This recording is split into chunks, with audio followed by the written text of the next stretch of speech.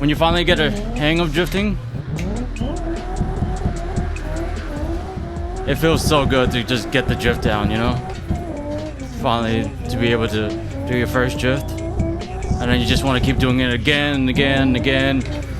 And then ultimately, you just want to try to challenge yourself by trying harder tracks, get into like tandems, and then tandems turn into trains. And ultimately, you kind of just get sucked into it.